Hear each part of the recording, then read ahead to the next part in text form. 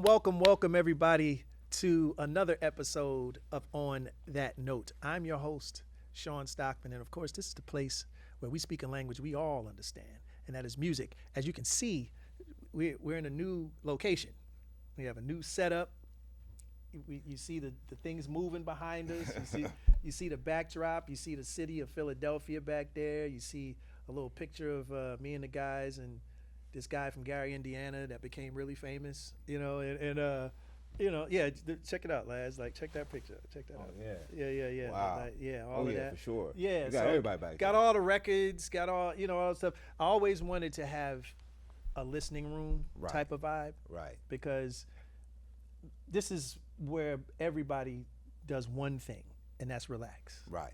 Period. Right. Like, if you have a listening room, anybody has a listening room in their house or whatever, y'all know what y'all do there. Mm-hmm. Like, it's no interruptions, no issues, no problems. I don't want no drama. I just want to sit, listen to my vinyls, have a nice glass of something. Woosah. Yeah, and woosah. You know what I'm saying? So, but we here. It's a brand new location. There's new energy, and coming to contribute to that new energy is a long time, I guess you could say, associate, companion, For sure. friend, Colleague, all of that. You know what I'm saying? Like, this guy I've known for a very long time, and so let me give him his flowers real quick. Ladies and gentlemen, today's guest is the incredibly talented and commanding actor whose presence, versatility, and charisma have made him one of Hollywood's most respected leading men. That's real. Thank you, brother. And hey, if I have any of these stats wrong, please let me know. Correct me and say, nah, that ain't it. Listen, as long as it's complimentary, it's all correct. Okay, there you go. That makes my job easy. Lie. Great. I'm good with lie. He's 9 feet tall. Yes, sir. Okay. Yes. He's a Washington, 9'3". D.C. Yeah, 9'3". 9'3". 9'3", excuse Yes. me. From Washington, D.C.? Yes, sir. Okay, Washington, D.C. native that audiences most currently around the world know and love him as the fearless and grounded Marvin T. Mother's Milk on the hit Amazon Prime series The Boys. We're going to get heavy into that, all right, because I'm a big fan of the show. Thank you, man. We're going to go in on that. His performance brings heart, intelligence, and emotional depth to one of television's most beloved characters, but his resume goes far beyond one iconic role, fellas and ladies. Over the years, he starred in blockbuster films like Avatar, which I did not notice. Oh, yeah. Sute, the OG. That's crazy. Yes, sir. And I seen that movie, and it never dawned on me who was in the blue. I was blue. That's crazy. It's you're okay. You get a pass for that one. Yeah. Because I was blue. Yeah, you were blue. Yeah. And I was 12 feet tall in that. And you were 12 feet. So we're not far from the height description, right? Same neighborhood. Yeah. He was around, but yeah, who was he? He was between 9 feet and 12. Right around there. Give or take. Give or take. Couple feet. Give or take a couple centimeters. He was also in Fast and Furious. Yes. Miracle at St. Anna. Yes. Spike Lee. Jumping the Broom. Yes. And Detroit. Yes. Dude, you got a heavy resume. Don't forget Stomp the Yard. Stomp the Yard. This Christmas. We can keep going. That's crazy. Yeah. Battle of the Year. I'm proud of everything I've done. You should be. Man, I got started on Leprechaun Back to the Hood. Leprechaun. That's how I got started, brother. And I'm proud of it. I never saw that movie, but Look it up. Yeah. I know of the movie, but I've never seen it. I remember when my career first started taking off. Yeah. You remember back in the day, BET would play the same movie over and over. The same three. I was like, somebody at BET is trying to tank my career. Why now? Why have they chosen now to play Leprechaun? Right. Out of all of the time, but I guess it's about the demographic. Maybe? You got to own your work. You got to own your work. And everything that I've done, I put my heart into it. Yeah. That shows. It's just because it was Leprechaun doesn't mean that I didn't give everything I had to that role. Yeah, that shows. Just like I do Mother's Milk. Yeah. So, yeah. No, it shows, bro. Thank you. You go hard. And again, we're going to go into all of that nuance. Sure. Of your prowess, your skills, and what prepares you for each role. But let me continue. I still Yes. got to give you your flowers. All right. Consistently bringing strength, sophistication, and authenticity to every performance. Known for his smooth, confident, sharp intellect, and undeniable screen presence, this man has also become an important voice for the Afro-Latino representation in Hollywood, inspiring countless young actors to embrace every part of who they are. Whether he's leading action series or action scenes, delivering emotional, dramatic performances, or bringing humor and humanity to the screen, he does it all with style and substance. Ladies and gentlemen, please welcome the one and only Lazaro Yes, sir. Alonso, a.k.a. Laz Alonso. Give it up, y'all. Thank you. I appreciate Thank you it, for man. coming, man. Thank you Thank so you for much, hanging. man. You are the very first guest in my new digs. I love it. And I'm a fan of everybody on Yeah. the board. Yeah, yeah. I tried to keep it, make it as eclectic as possible, because these are actually albums that I've actually listened to Right. from artists that I admired, songs that I loved as a kid and still do as a child, and one of those being Public Enemy, Mm-hmm. a group that, I mean, they taught me how to be proud to be a black man or black young man at that point. And coincidentally, you wear a lot of hip hop shirts, like the comic book character. PE was the first hip hop shirt I wore I thought so. on the boys. On the boys. And it was our way of nodding, giving a respectful nod Yeah. to hip hop, Yeah. to the culture, Yeah. and to Harlem, Right. because Mother's Milk is from Harlem. He's from Harlem. And he's the only member of the boys that's natively from New York. So we had to give a homage Yeah. to New York, and I felt like, how you gonna have a black man from New York, from Harlem, and not somehow infusing Right. the culture that it birthed? Yeah. It's the birth of hip hop. So we did that, and after PE came Wu-Tang, Yes. and then it blossomed from there. I mean, Yeah. the internet went crazy. Yeah. No, People no. just felt connected. That was the first thing I noticed, because Mother's Milk swag is a lot like mine, in the sense where anybody could tell you, if anybody see me, I like wearing themed shirts. Yes. Like, I got a Public Enemy shirt at the crib. Right. I'll also put on, like, basically I'll see pictures of people that I like, whether it's James Baldwin, whether it's Nikki Giovanni, whether it's Billie Holiday, whether it's Sidney Poitier or whatever, and go, yo, that's a fly gangster picture. Boom. And then I just put it on a shirt. Put it on a shirt. Right. but that was the impetus. Yeah. It was, I wanted every black man in America Yeah. to see themselves in MM. Yes. And that's why it was so important for me to play such a close relationship with his daughter. Mm-hmm. Because our show is very much about breaking stereotypes Yes. as well. Holding a mirror up to society Mm-hmm. and showing, do we really want to be doing this? Mm-hmm. Do we really need to be doing this right now? But at the same time, breaking stereotypes, busting narratives wide open unapologetically. Mm-hmm. And for me, one of those was breaking the stereotype that black men are not present Yeah. in the home. Statistically, that's not true. It's completely wrong. And so I met with our creator, Eric Kripke, about this, about really highlighting how important his daughter and his wife are to him, making that his North Star. Mm-hmm. And Kripke took that and ran with it. Yeah. He made that basically Mother's Milk's complete essence. Right. His whole motivation Yeah. for doing what he does. Yeah. And so it was in the comic, but it was different. Yeah. It was expressed different. Right. Here we really made it his reason for existing. Right. And for me, I played that with pride, man. Dude. Because every brother I know takes care of his family, Yeah. Me too. right? Me too. I don't know these people that they say are not in the home. Me neither. And listen, I've had brothers that have gone to jail Yeah. for one reason or another, of course, or may not have made it out for one reason or another. But when they could, when they were alive, when they were able to provide, they did, Yeah. and went above and beyond. And so that was very important for me to show. And we're not saying that there aren't, because you can't put anybody or any group of people in absolutes, okay? Yes. Yes. Are there deadbeat dads? Sure. Right.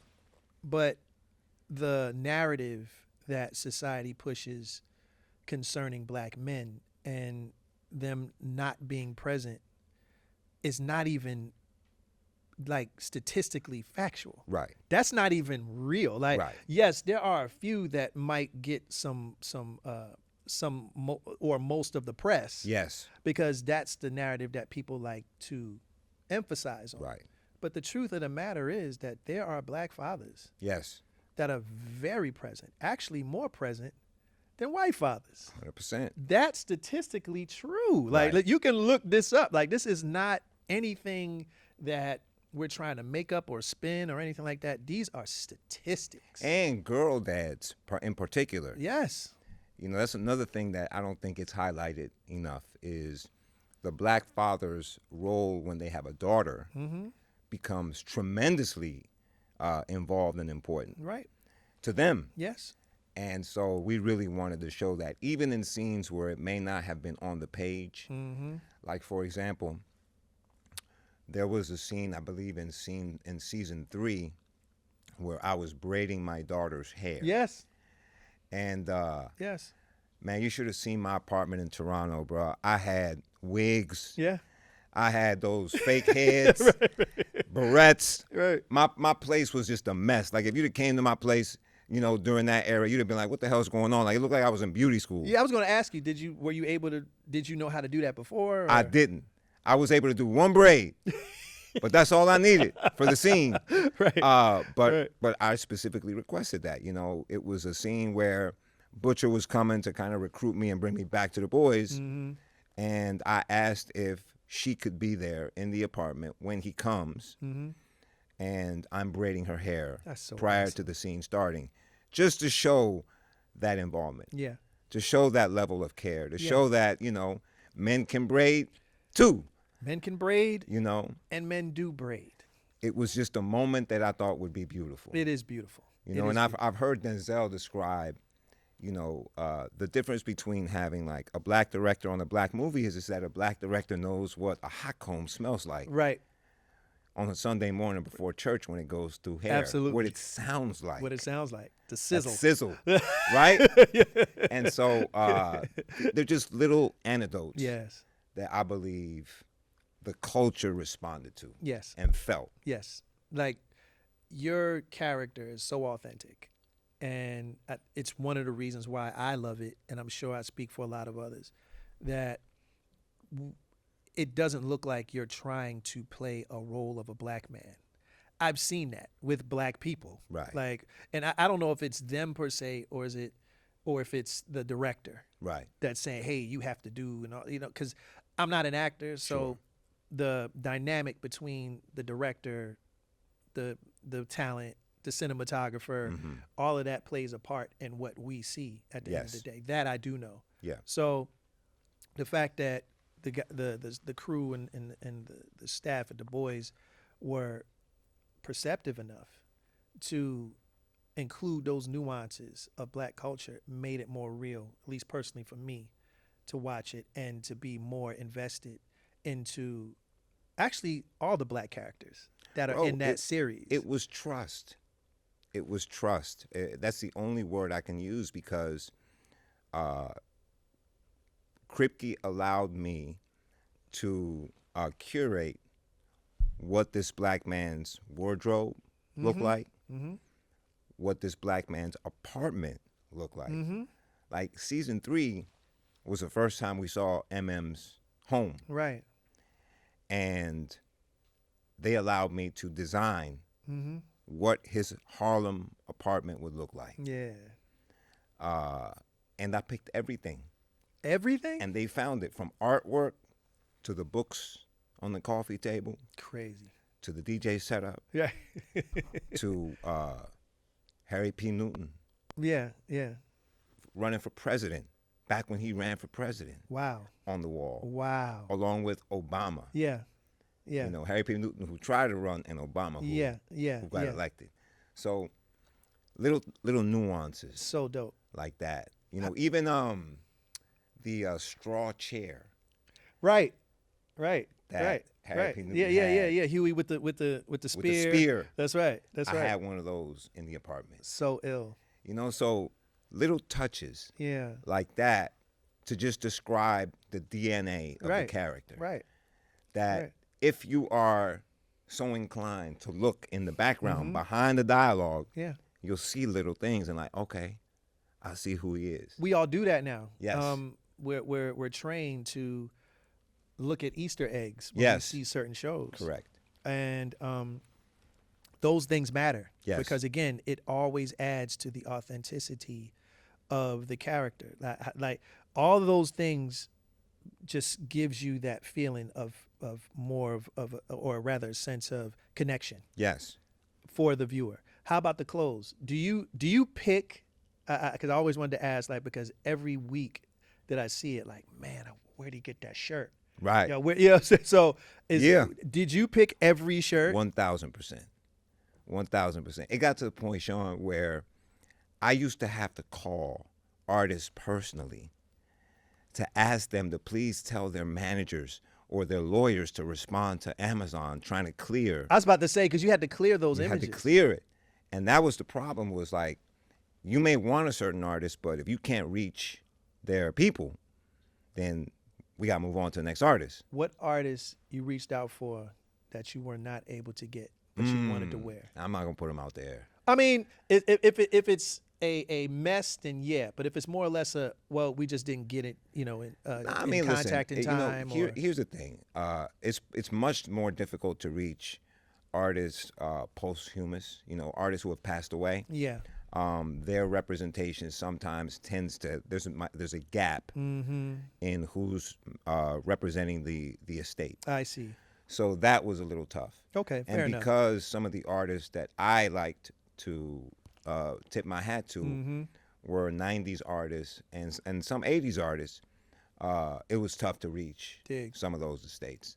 But, we tried to run the gamut. Yeah. We tried to represent, we started with New York artists and then we moved to pretty much hip hop in general. From Detroit, Philly, Right. New York, everywhere. Chicago. That recent Biz Markie one. Biz Yeah. Markie Day? Had to do it. Had Crazy. to do it. I couldn't wrap this show up and not show love to I Biz. love that shirt. I I absolutely love that shirt. But hey, speaking of music, let's go back. All right, I like to do a segment in the beginning of the show called "We Gonna Go Back, Way Back, Back in the Time." Let's do it. All right, so again, as I mentioned before, you were born in D.C. Yep. Born to Afro-Cuban parents. Yes. What was the music like in that house? What was played in that household? Like, obviously, you're a hip hop head. Yes. And that's cool, but there had to be some other flavors going on in the house. sure. So let's go back to when you were like 10. I like to do the age of 10 because that's your formative years where Okay. you're no longer really a baby Right. and you're kind of going into your young adulthood and things start to stick Right. and define who you will eventually become as an adult. Right. So around 10 years old, what was Laz listening to? What was playing in the house? So in the house, what was playing in our house was a lot of Celia Cruz. To the extent that I thought we were related to her because she was so much a part of our family. Right. And she was black Right. and Cuban. Right. And so it just felt like she was one Yeah. of us. She represented us. Sure.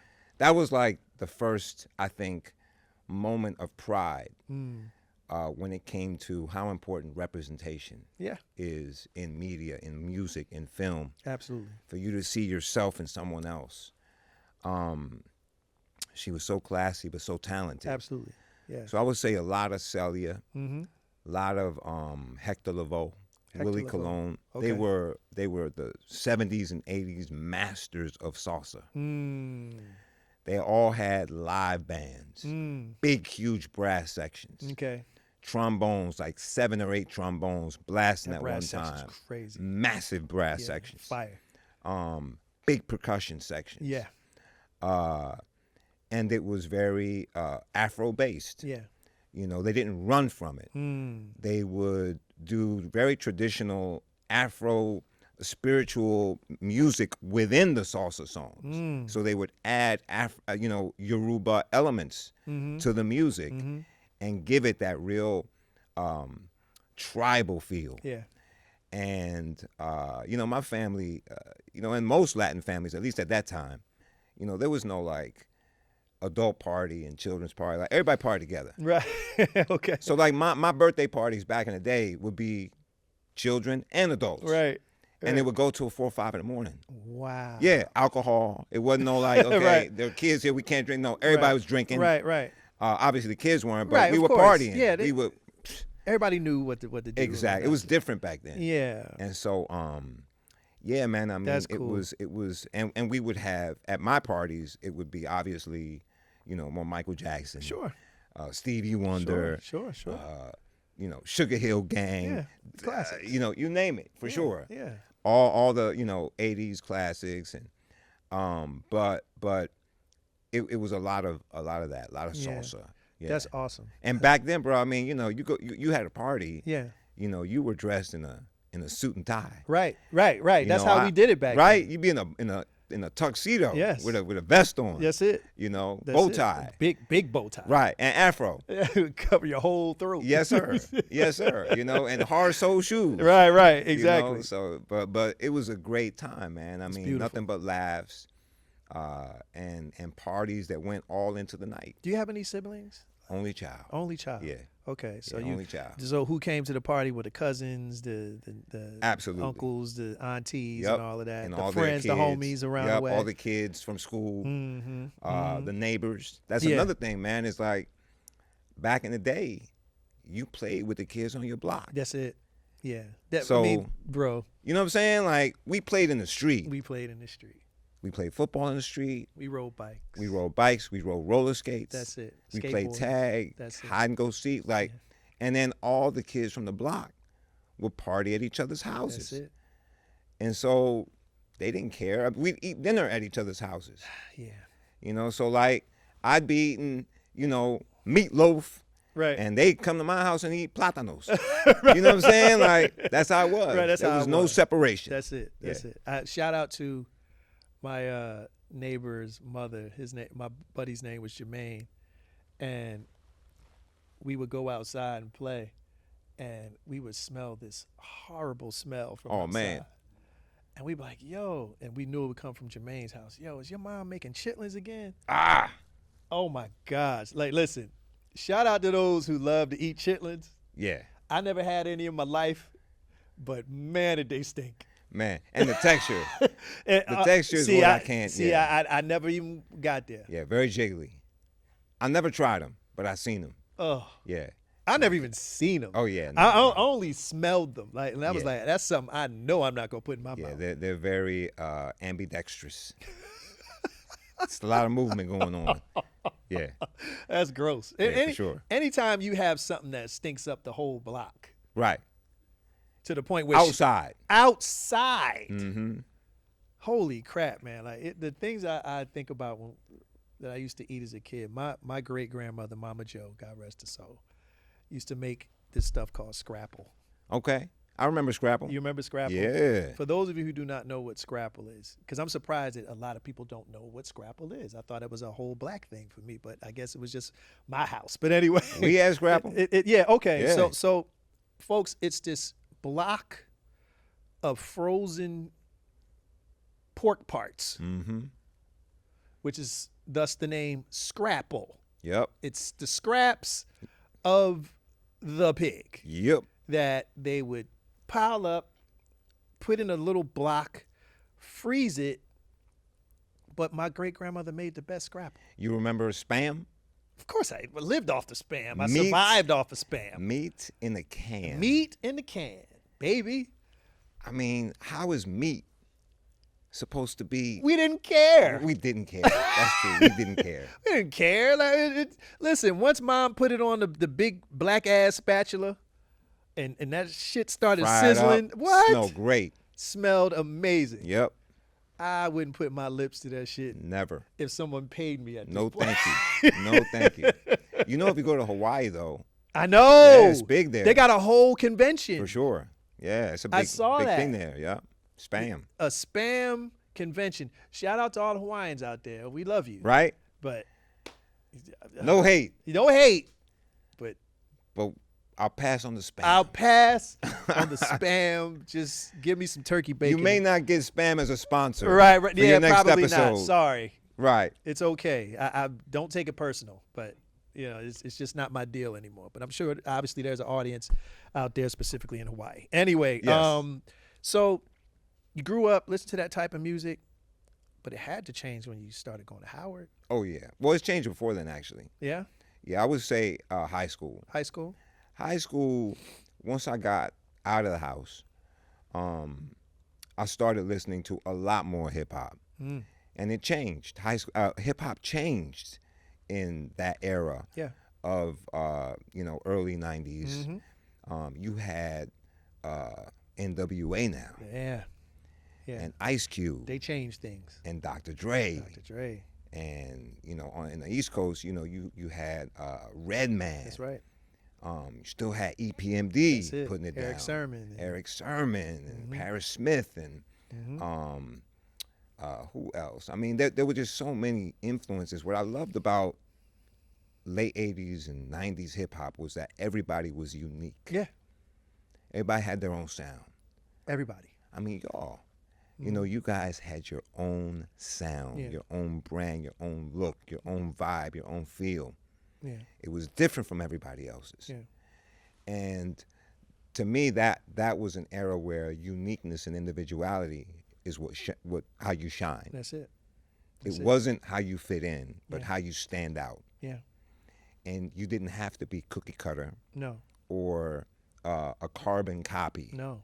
If anything, you were basically shunned if you Right. did. Like we used to call it back in the day biting, Yes, for sure. where you wouldn't bite another person's style. Nah. Like that was like taboo. That was sacrilegious in Right. hip hop. Right. And I looked at a lot of hip hop acts back then like superheroes to me because Yeah. everybody had a superpower. Yep, Biz Markie was the party dude. yep. Or the funny dude. The funny comedy. Big Daddy Kane was the wordplay and, Yep. and the party guy. Like Yep. Rakim was the more conscious, cerebral rapper. And Yep. you had, so everybody had their own lane. Heavy D was the lover. Yep. That whole so The overweight love. the overweight lover. so it was so dope to be in that era of music because there was so many flavors you could just touch on and it'd be on the same playlist back yeah, in the day. for sure. You had all of those albums with all of those artists, each giving you different interpretations of hip hop, but it was still hip hop. Right. And then the interesting thing too, I think, for us who grew up in the 80s and 90s is we grew up in an era before black music became pop culture, mainstream Yeah, man. Yeah. pop culture. Yeah. So our musical tastes were also influenced by MTV, who at that time weren't even playing black artists. True. Seeing the Michael movie where he was fighting Yeah. to get on MTV. Yeah. I remember that era Yeah. I do too. when, we listened to white music too. Yeah. 100%. I can name as many white artists from the Yes. 80s Yes. as I can black and Latin. Catch a Goo Goo and Absolutely. I mean, you name it. Hall and Oates. Tears for Fears. Yeah, Yeah. for sure. Duran Duran. Duran. Yeah. I mean, and all these musical elements, I feel, also added to the richness and the texture Yeah. of the era Yeah. because our music was not limited by genre. Right. We were free to listen to whatever we wanted. Yeah. And, black people knew the words to all the white songs on the radio too. 100%. 99. That was Blondie, right? Yeah. No, it was this German group. Oh, right. Somebody look that up. Somebody look up the name of Yeah, the person. 99 Luft Red balloons or Luft. balloons. Okay. Luft balloons. Yeah. Please tell us the name of that act. But you grew up in D.C. So Go-Go. I was about to say Go-Go as what, well. What was the Go-Go vibes like? Man, the Go-Go was incredible, bro. Who? Nina. Nina? Okay, yeah, that's right. Okay, there you That's go. right, yeah. Yeah. Nana. Nana. Got Nana. it. Okay. Yeah, there you go. Shout out to Nana. Shout out to Nana. But yeah, like so. Yeah, that's what I was. That's where I was going. It's like living in D.C., listening to hip hop, listening to your Afro-Cuban roots type of music. Like there had to be some go-go thrown in there. Absolutely, absolutely. I mean, go-go. It's funny because go-go was our thing. Yeah, it was almost for like sure. That was definitely a DC it was thing. our thing. A DMV thing. It was a DC thing. Oh, a DC thing. Because back then there was no DMV. Ah. At that time, if you were from anywhere but DC, you were considered a Bama. Got it. So Virginia and Maryland, they were our stepbrothers, and stepsisters. I see. They weren't part of the DC. DC was very, very protective of our small little, city. Yeah. And it wasn't until much, much later that the DMV became more, Virginia and Maryland friendly. But you're right, though. D.C. is still ground zero for go-go. Yeah, for sure. There's still clubs out there that still play it. There's still bands that are heavy in rotation. And we didn't want to share it at that time. Yeah. It wasn't until, I think, Spike Lee with Doing the Butt and EU really made go-go more mainstream and palatable. But for us, it was our thing. Yeah. Like nobody can mess with it. Yeah. We were very, very protective of our go-go. Yeah. Chuck Brown, Rare Essence, EU, Little Benny and the Masters. I mean, it's just the list goes on. Yeah. And that was the original kind of founding fathers of the art. Right. And, it was a type of music that was, I would say, it would put you in a trance. Mm-hmm. It was that they could have time. There's a part of go-go called the pocket. And in the pocket, there's no chorus, there's no melody. It's just the congos.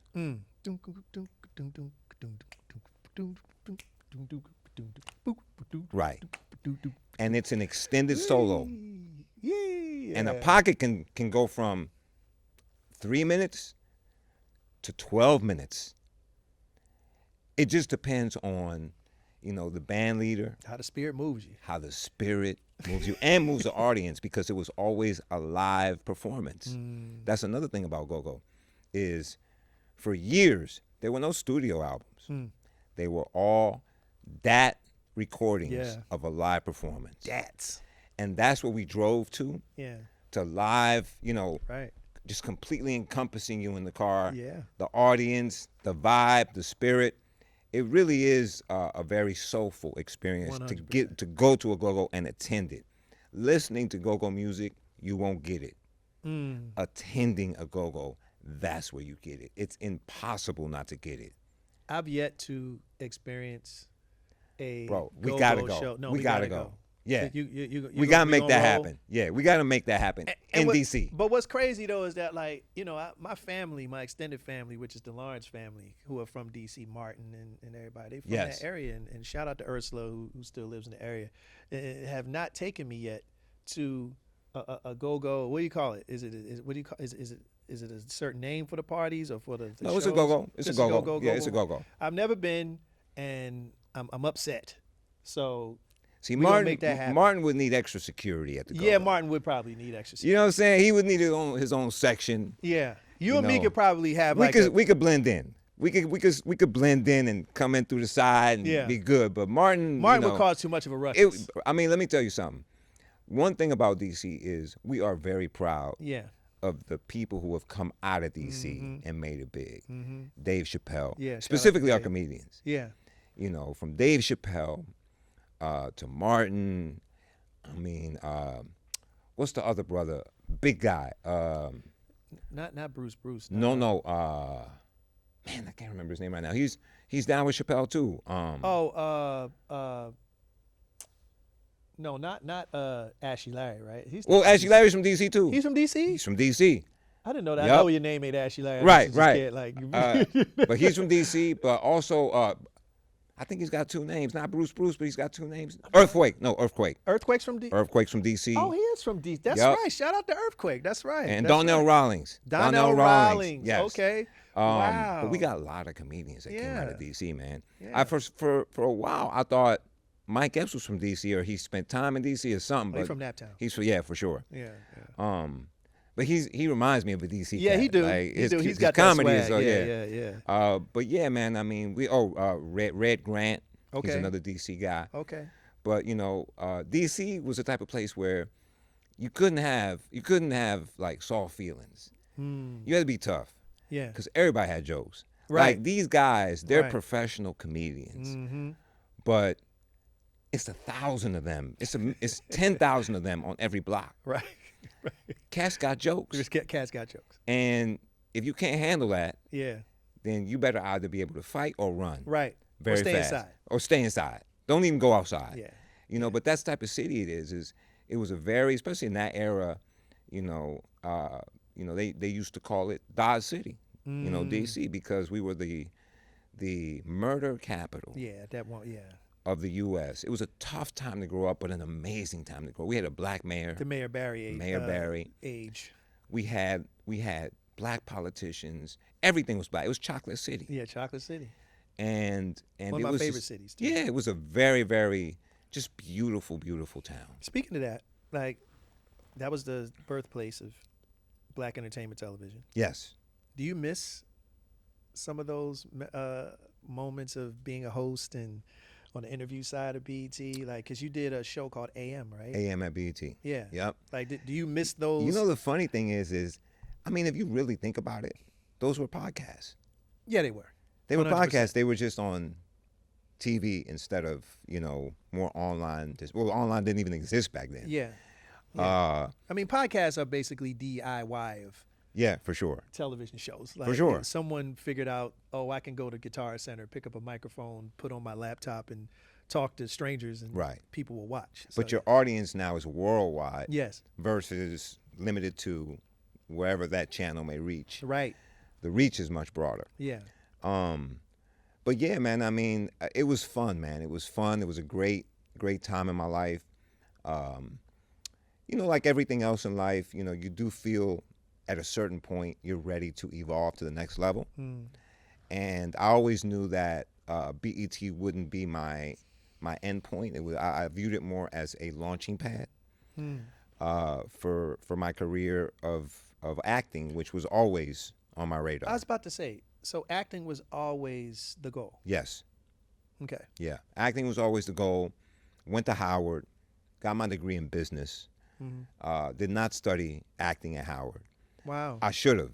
I wish I would have. Even if I did study business, I wish I would have taken acting classes at Howard. Right. And I was there during the time when, Anthony Anderson was there. Sure. Taraji P. Henson was there. Yeah. That era.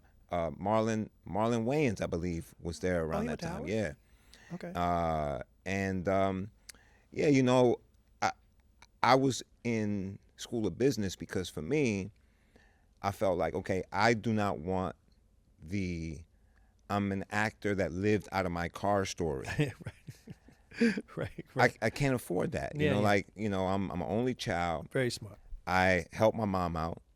I'm not going to live out of my car, and she's going to now have to live out of my car too, because I decided to become an actor. Yeah. That wasn't reality for Yeah. me.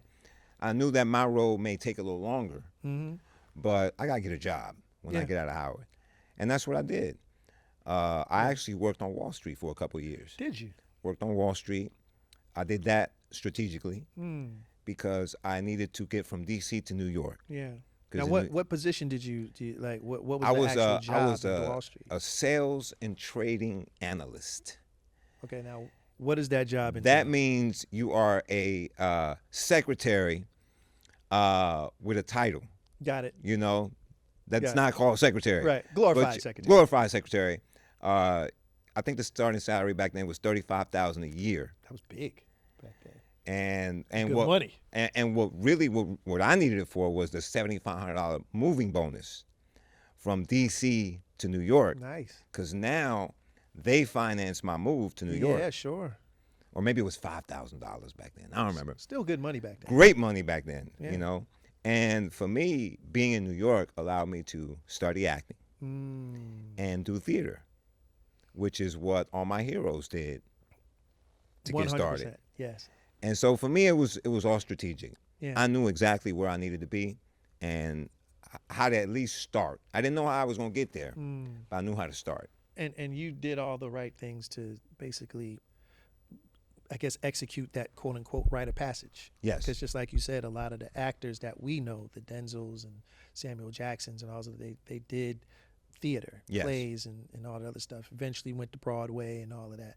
Were there any major roles that you played in New York, like in the theater? Did you ever reach Broadway? Or No, I did off Broadway. off Broadway, okay. I did off Broadway, and I enjoyed it, man. I mean, I learned from everyone that I watched. Yeah, I've always been a student of the game, yeah, not just acting, but I watch all live performances. yeah. You know, I mean, I watched y'all perform back in the day. Boyz II Men was the first concert No. I ever attended Really? as an adult. Really? First concert. Where was it at? Give us the Philadelphia. picture. It was in Philly. It was in Philly. And I was dating a girl who lived in Philly, Okay. and I was living in Brooklyn. Okay. But I didn't have that much money at the time. So she bought the tickets, Oh, good girl. but I had to buy my way down there. Okay. So I don't even remember how. I think I took the train or something. Mm-hmm. Because, you know, back then in New York, like, rarely did people have cars. What was the venue? Do you remember the I name don't of the remember venue? the venue. It was outdoors, though. What year was it? I could probably tell you. I mean, If it was 90. it was early 90s. Not early 90s. It had to be either the Mann Music Center or the Robindale East. Bro, I lived on 129 St. James Place.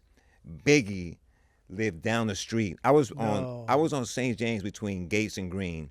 He was on St. James between Gates and Fulton at that time. Wow. DJ Enough lived across the street from me. Wow.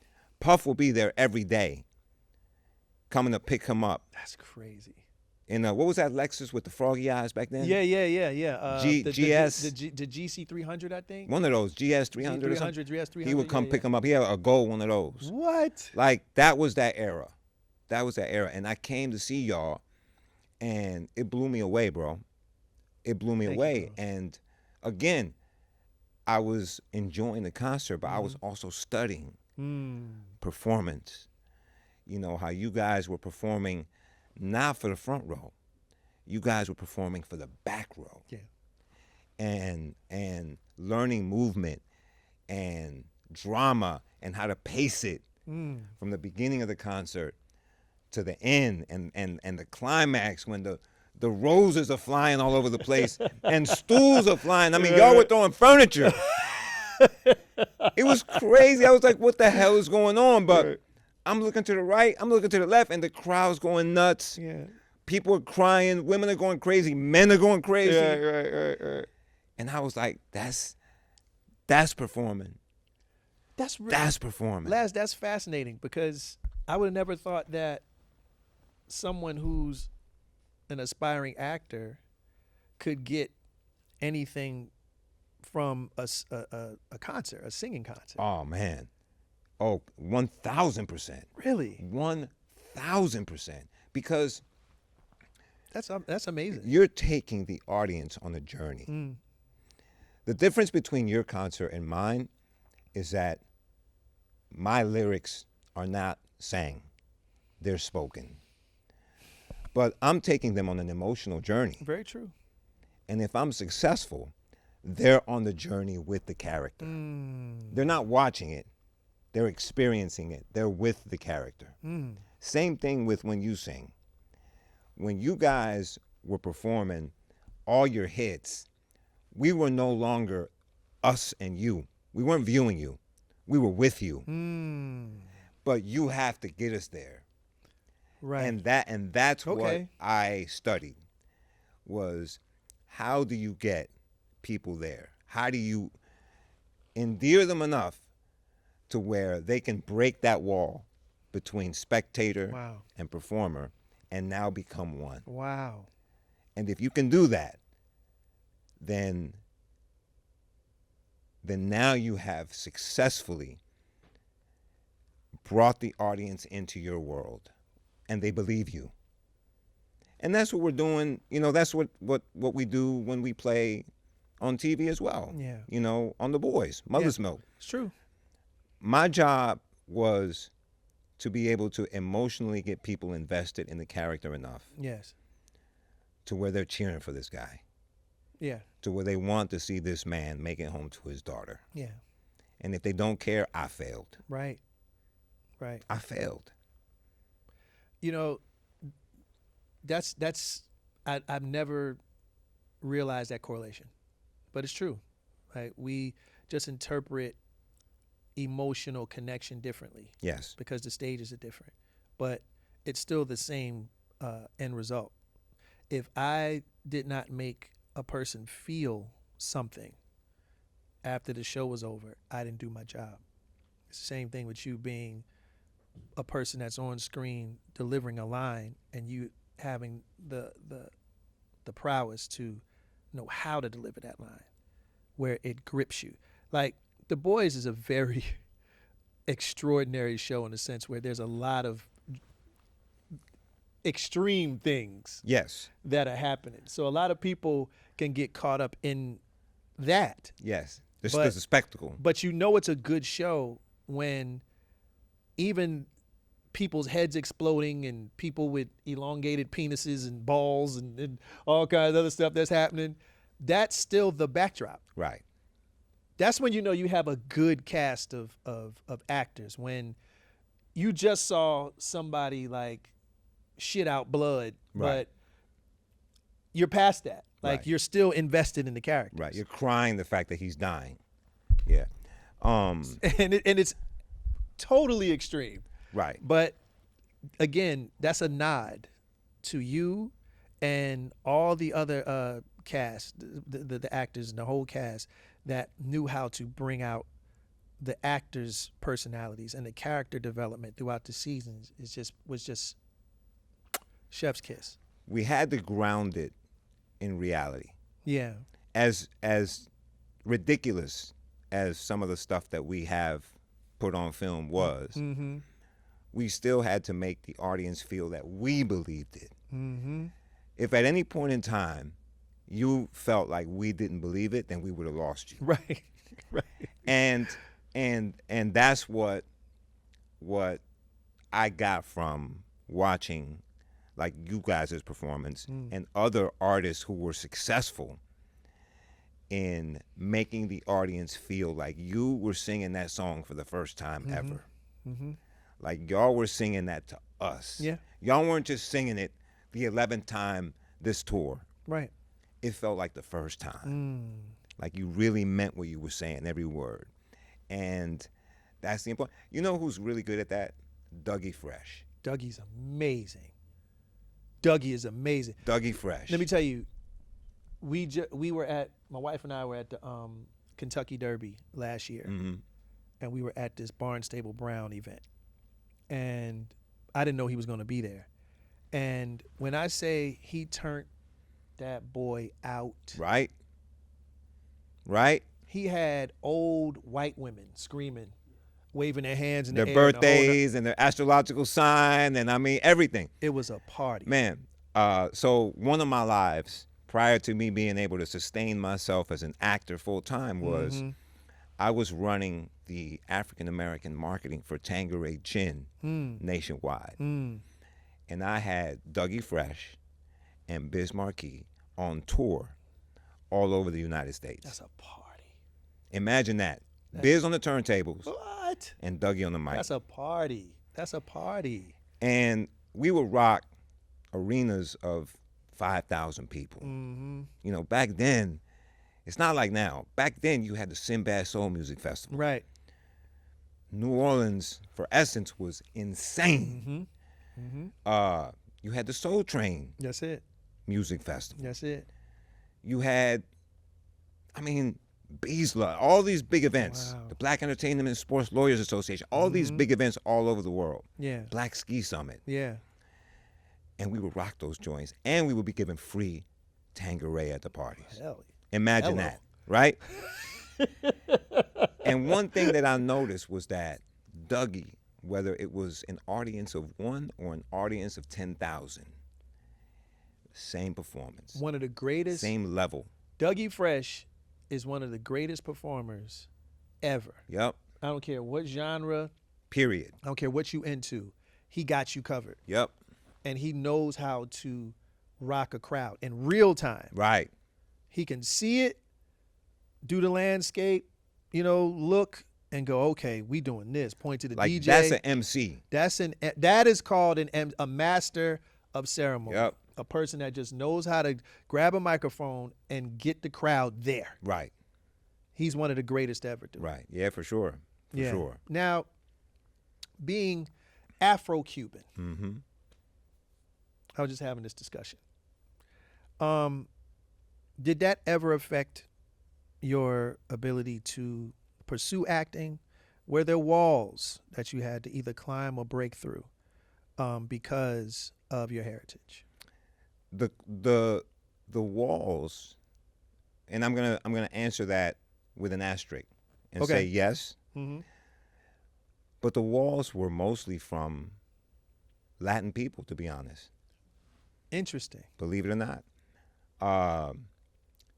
Here's the thing. So the word Latino is a very sensitive subject because Latino only exists, or Latin only exists here in the States. Outside of the States, nobody uses that word. You're either Cuban, you're Dominican, you're Colombian, you're Puerto Rican, you're Brazilian, you're Venezuelan, you're from wherever. Mm-hmm. But nobody says, I'm Latin. Right. That's a label that was given to people of Latin descent here in the States. So it's almost like trying to force an identity and trying to use everybody and put a blanket on everybody that just does not fit. Like when you look at Latin people party, everybody has a different flag. And they're proud of their own unique dishes, their music, their history, their heroes.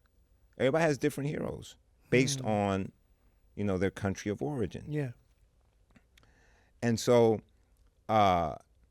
here in the States, when they try to say, okay, we're looking for a Latin to play this role,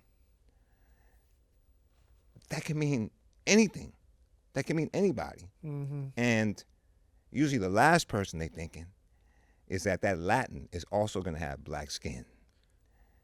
Wow. Because they're thinking, what does a Latin look like? What does a Latino look like?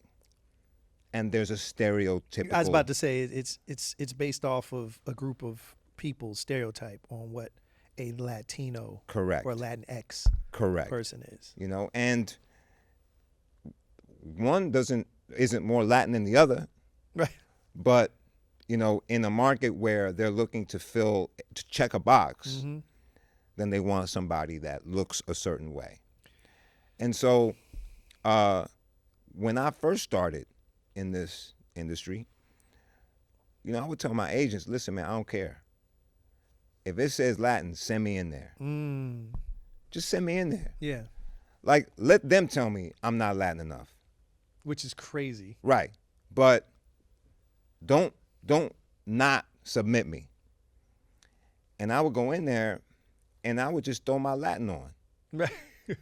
Sometimes I would speak English with a broken English with a Latin accent and make the casting people think that I speak broken English with a Latin accent. Right.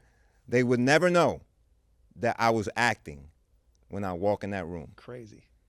Hey, how are you? Nice to meet you. My name is Laz. All of a sudden now I look Latin to them, And then I would embellish and ad-lib in Spanish.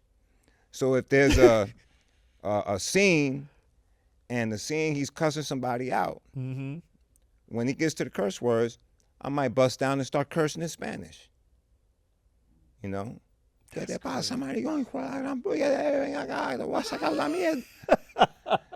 And so I would throw that in there. Right. So I'm like, look, you're going to have to work real hard to say that I'm not this character. Right.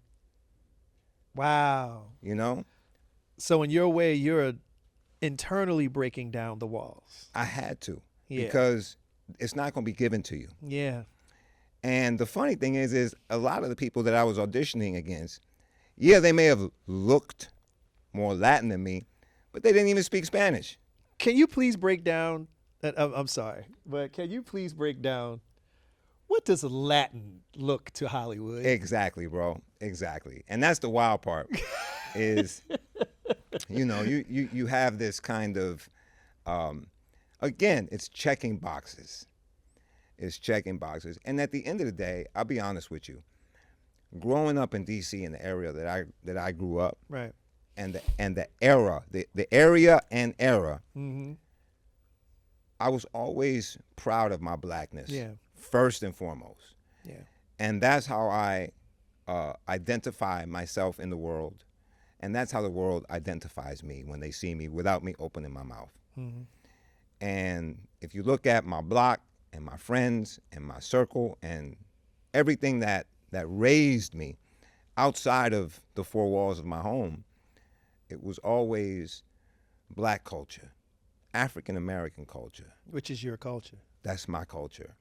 And I will always represent that with the utmost respect, class, and homage, any way that I can honor the history that has given me an opportunity to shine. Because one thing that I don't feel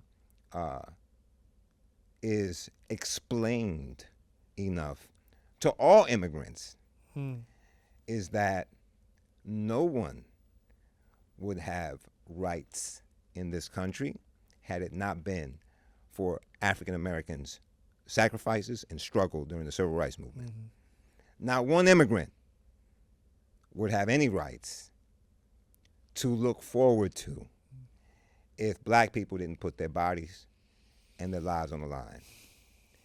And I always wonder why, in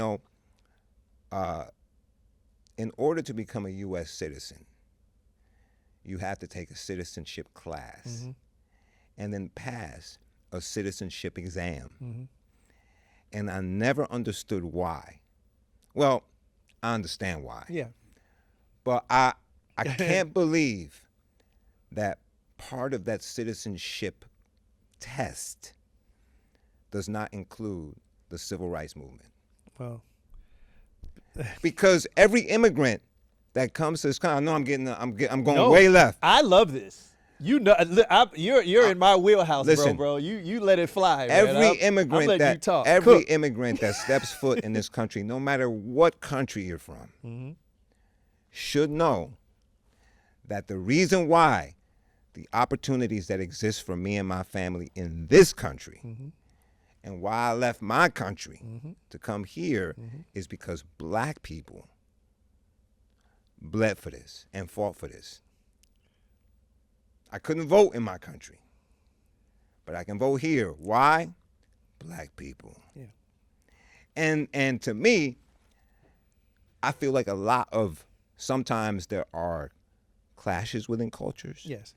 And there is tension and a lot of negative stereotypes that are adopted by many immigrants that come to this country. Sure.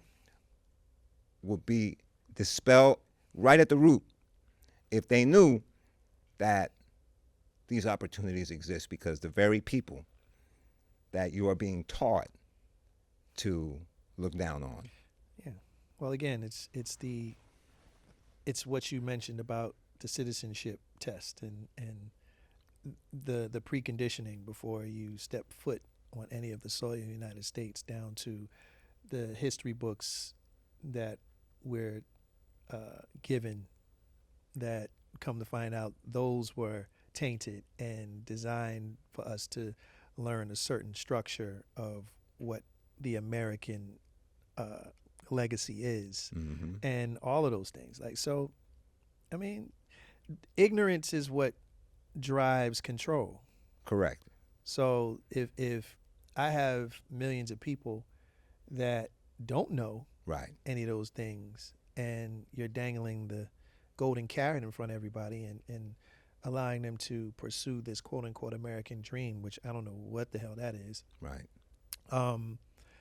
you're distracted, Mm-hmm. and it's never changed. It's just been the way this system in this country has always worked. Right. It's how it became successful You're in right. the first place. Yeah. No, you're right. You know what I'm saying? So but once you understand that, you're able to have these types of conversations with a fluidity that just reciprocates education Yeah, back and forth. for sure. But you know, I know.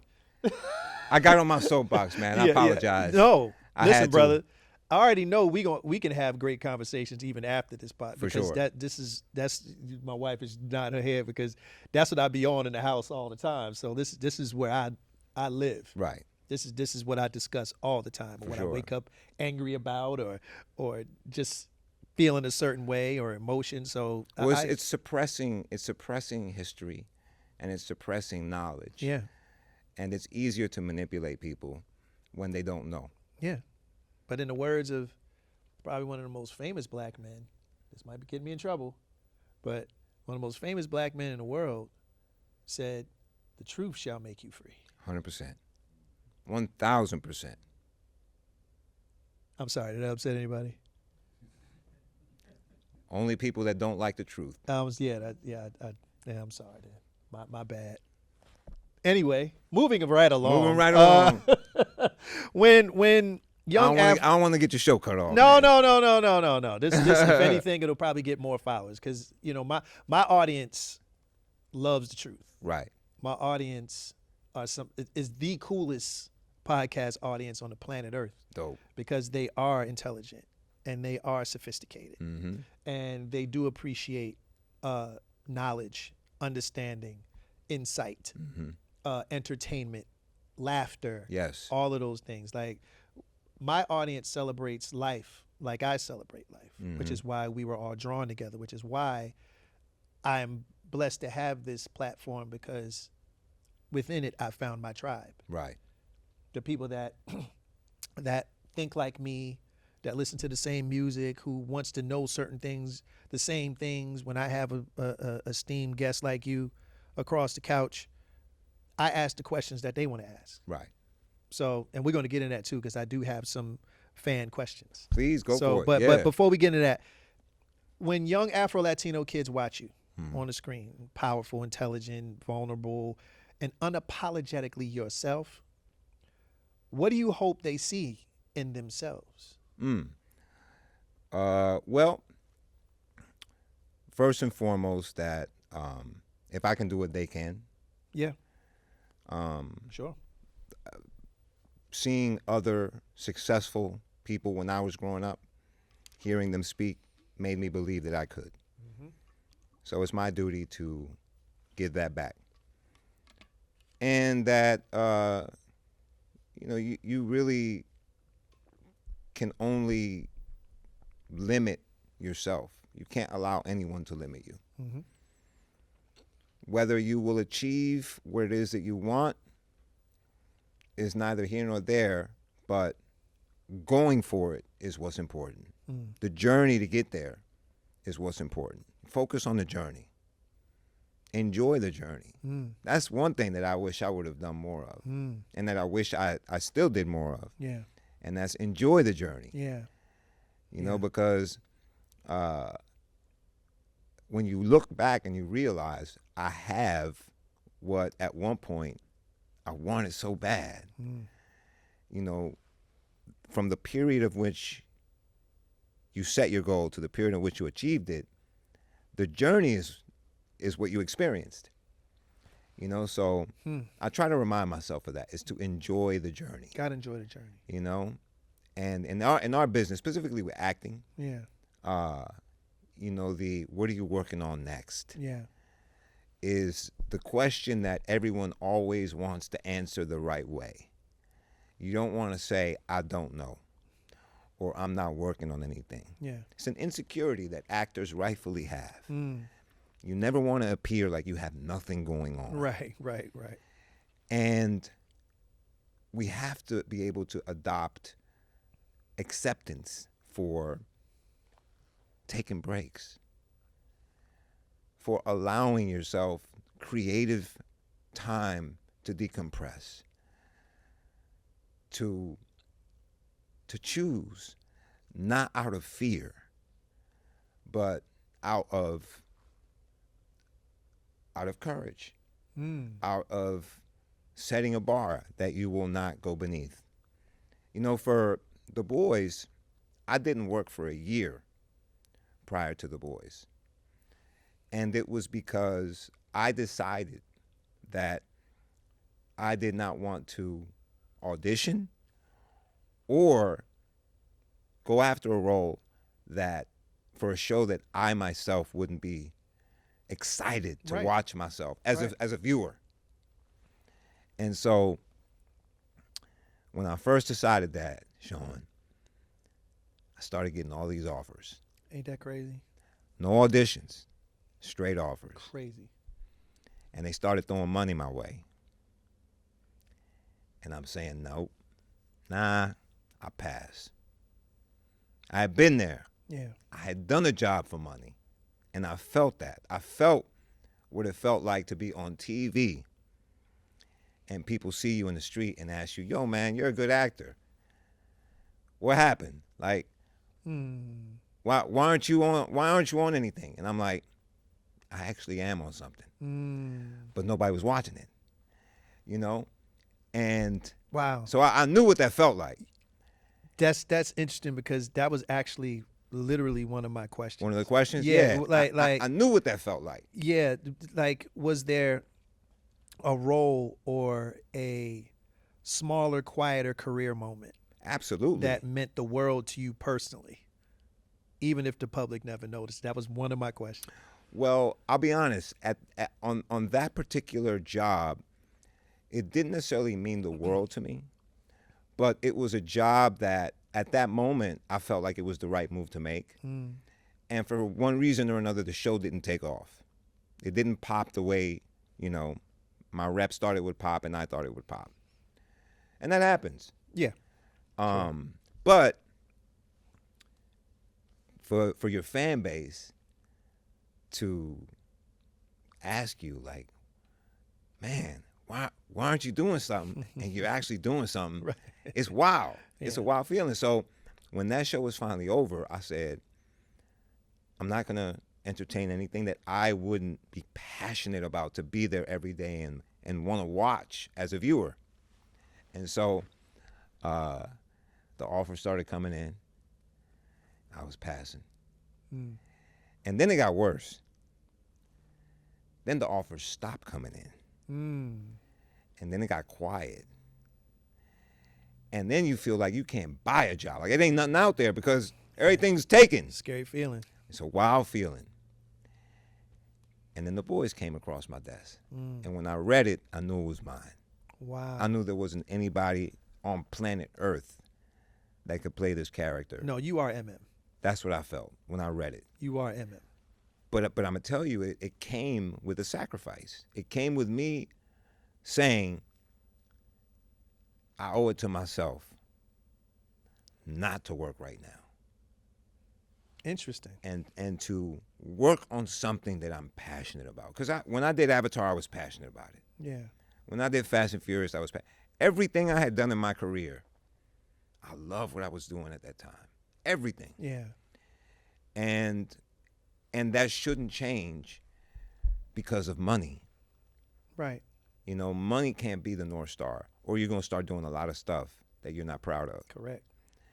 And so, yeah, I mean, this ended up being a great opportunity and a great choice. And had I done one of those other ones that they sent me before, Yeah. I would not have been available to do MM. Laz, I think I don't there's a reason why certain incidences repeat themselves. It's for us to learn what quality of life means. And what I mean by that is we go through this life thinking that it's all about the bag. Yes. And it's all about getting paid and money and things of that nature. And I hear what you just meant, what you just stated, and the journey that you've taken. We've yet to even tap into it, but we're going to. But the point is there's something there that I think most of us are missing when it comes to how we should appreciate life. Mm-hmm. And I've spoken to a lot of people, not necessarily in the podcast, but just in life in general. And it's always the same story. And it's never motivated by money. Right. Ever. The most successful people went through similar journeys that you went through, as far as, some people say, let go and let God type moment. Yes. Where you just stop and you start focusing on what makes your insides feel good. Mm-hmm. And not necessarily worried about how you look, just like you said, well, what you got going on, and Right. all those things you understand is really vanity. Right. It's about your quality of life, true quality, that a person has to understand what that is, Mm-hmm. how that is interpreted in their brains, because Mhm. we all think different, but the result is still the same. Mm-hmm. Understanding that it has less to do with how much you have and more with how you're experiencing life. Mm-hmm. So that's an important message, because a lot of people would think that, oh, he's on the boys, he did this, da, da, da, he's always been this, that, and the third. But you sharing that story lets us understand and realize that sometimes the journey takes a detour. Yeah. Yeah, for sure. But it was necessary. It didn't necessarily mean you fell off. It didn't mean that you weren't as talented anymore. Right. It's just where you went. Yep. And a lot of us fall into that as an entertainer, as myself, like being a singer and being in a group where we weren't as successful anymore. We went through that too. Right. Went through that same process of nothing happening. Right. No phone calls, no shows, anything. Right. And then that's when the phone calls start coming in. That's a weird feeling too, It's man. crazy. It's scary as hell, because you feel scary like as you're hell. in like purgatory. Right. And there's nothing that you really can do physically. Like, we were Right. raised in an era where you work your way out of Mm-hmm. problems. Yeah. Just work harder. Right. Just work harder. That was our parents. It just That was what I was taught. Yeah. Just work harder. Me too. And there is a part to this business, especially from an artist's perspective, where you just have to believe. You just have to believe. You gotta believe. You gotta Like, believe. you got to believe. And it's belief. It's not faith. It's belief. It's belief. Because faith is the hope Yeah. that something will happen. Belief is knowing Yes. that something will happen. Belief is faith with works. Yes. Yes. It's That's it right there. you understand? That's it right there. Yeah, because Because- you can't stop. you can't Right. stop. You can't stop. There's putting action behind it. Yes. But the impetus, the engine, Yeah. is just believing. Yeah. That's real talk. That's Yeah. real talk. I share these stories with my family. Like, before I was even on one stage, I thought it first. Mm. I dreamt it. Literally. I would wake up as a kid and tell my mom, Mommy, I was on stage with thousands of people. And it was dark, and it was just like a bunch of lights, and I was in the middle of the stage. I didn't know what I was singing because there was no sound, but that was me. You saw it. I saw it. Wow. Wow. Like, I literally saw it. I dreamt it. Mm. And That's powerful, man. that's crazy. That's powerful. Yes, but you got to believe. You have to you believe. were receiving, brother. You were receiving at that point, Yeah. I mean, God, I believe, we don't just speak to God. right. God talks to He us speaks back. back. Yes. We just have to learn how to listen. We got to learn how to listen. That's where the belief comes in. Yep. Wow, that's crazy. That's crazy. Well, let's continue, because we've been talking about The Boys, which, again, it's phenomenal. I'm sad that it's ending. And I don't want to do no spoilers. I won't say any spoilers, so I won't say anything. But there were some sad moments, and I wasn't happy about, but it is what it is. It's the end, so there's going to be those moments. But There's be some more. There's but gonna be some more coming. There's Gonna be some more coming. really? Hey, man. Have your Kleenex ready. Oh no. Listen, I'm not saying who. I'm just saying Yeah, but that's enough right there. anything can happen. Anything can happen. Come on, man. Don't make me sad, bro. Like, all right, let's move on. Let's move on. You worked on a massive project of this movie that some people might have heard. It was a cult classic, small movie, small budget film. Avatar. Yes, sir. Right. Yeah. right. You might have heard it. You might not. It Once gotta or been, twice. Yeah, once or twice, whatever. You play the Crown Prince. Yes. Sute. Yes, sir. And I had to admit, I had to tell him before we started rolling. I was like, "You were in Blueface, bro." So I didn't know. I didn't know if it was you. No, but you know what? I hear that. Sorry, I hear that about all my roles, and that's the best compliment you can give an actor. If you can't tell Yeah, I guess you're right. Yeah, it's true. that was me, Right. then I successfully became that character. Right.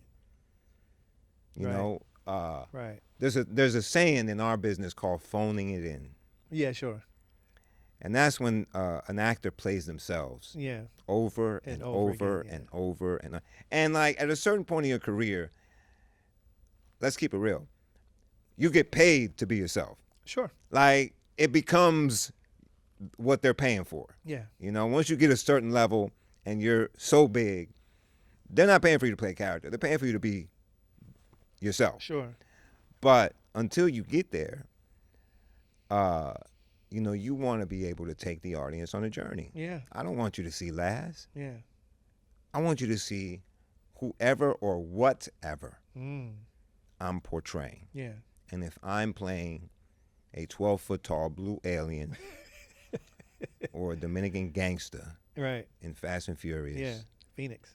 or, a brother at, Mu Gamma, Yeah. Mu Gamma Psi, Right. and Stomp the Yard, Right. or Right. a cheating husband in This Christmas. Yeah. I don't want you to see Laz. Right. And I don't want you to see the last character that I played Sure. in that character. Sure. Because, again, then I didn't do my job. Mm. You should not see the person or another character Mm-hmm. in any of them. I've played MM for 7 years. The next character that I play, if you see MM, I'm not doing my job properly. Right. And that's the homework Yeah. that we have to do. Yeah. Whether that be gain weight, lose weight, grow a beard, shave the beard, grow an afro, shave the, like, whatever. Right. But you have to be able to, and this is my opinion, you have to be able to change identity Yeah. as an actor. Well, preparing for Sute, Prince Sute, how much went into it? Like, how long were you sitting in that makeup chair? Like, were there cameras harnessed onto you to make that? Because I've seen some Yeah. behind the scenes on the detail of what that movie you required. Like, it's a lot. So prior to the first day of shooting, we went through 5 months of training. We went through language training, where we learned how to speak the language, Yeah. but we also learned how to speak English with that language's accent. Because everybody that has a native tongue Right. speaks English with the accent Sure. of that native tongue. Sure. Yes. So we had to learn how to speak English with the Navi accent. Right. Got it. Yeah. We Wow. went through a movement class where one of the instructors for Cirque du Soleil came and taught us how to move like a Navi.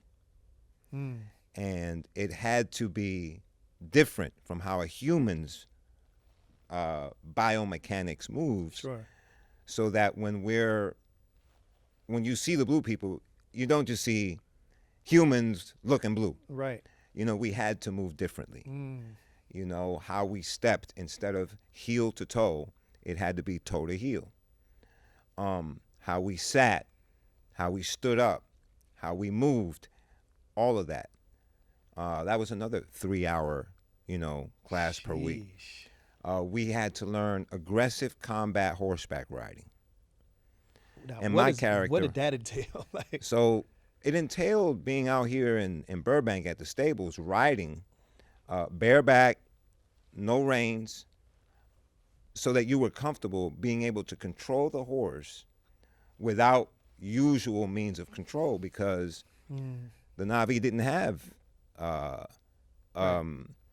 those tools. yeah. If you remember the movie, There our were no our black hair, our hair connected to the horses, That's right. and that's how we communicated and moved as Wow. one. So we had to figure out how to use our legs, our thighs, our heels to control the horse's movement without having reins. And my character rode the most. Right. It's funny, horses are smart, man. They're super smart. Super smart animals.